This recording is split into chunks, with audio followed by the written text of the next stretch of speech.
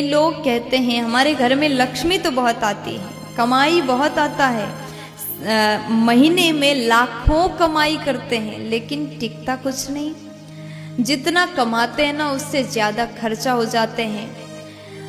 ये समस्या केवल एक दो घर में नहीं, बहुत सारे घर में हो रहा है। घर में बेटा भी नौकरी वाले हैं, पिता भी नौकरी वाले हैं, बहू भी नौकरी वाले हैं, फिर भी घर में आर्थिक समस्या बढ़ रहा है।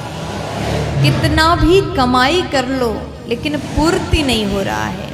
ऐसे में करना क्या चाहिए, क्या करें जिसके करने से माता लक्ष्मी घर में स्थिर होकर के निवास करें? ऐसा क्या करें जिसे करने से माता लक्ष्मी घर में स्थिर होकर के निवास करें?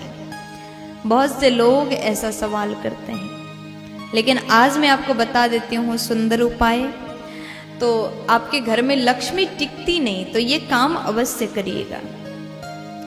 बहुत कमाई होता है लेकिन घर में पैसा नहीं रुकता, टिकता नहीं है। जितना कमाते दुगना खर्च हो जाता है। सबसे पहले नंबर में तो आप थोड़ा अपने घर में देखिएगा, आपका खान पान कैसा है, आपका आहार कैसा है। अगर आप गलत भोजन करते हैं, गलत आहार करने से मनुष्य रोगी हो जाता है। गलत भोजन करने से मनुष्य रोगी होता है। और जितना आपने कमाया उससे दुगना रोग के कारण हॉस्पिटल में खर्चे हो जाते हैं।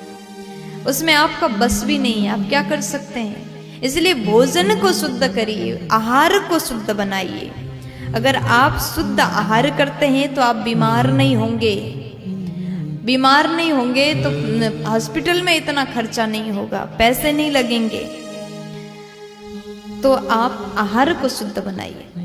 दूसरा उपाय, लक्ष्मी आती है, टिक नहीं रही, बहुत परेशान है, तो आपने नाम तो सुना ही होगा अशोक के वृक्ष। अशोक के वृक्ष के बारे में सबने सुना, लेकिन उसके प्रयोग के बारे में, उसके गुण के बारे में आपको नहीं पता होगा। नहीं पता तो अभी आप ध्यान से सुनिएगा, नोट कर लीजिएगा इस बात को। अशोक, जो शोक को हरण करे वो अशोक। नाम में ही इतना सुंदर गुण है इस वृक्ष में। जो शोक को भी हरण करे वो अशोक। अशोक के वृक्ष के जड़ को आप आपके घर के आसपास अगर अशोक के वृक्ष हैं तो जाकर के जड़ के थोड़ा सा लकड़ी को तोड़ करके घर में लाएं और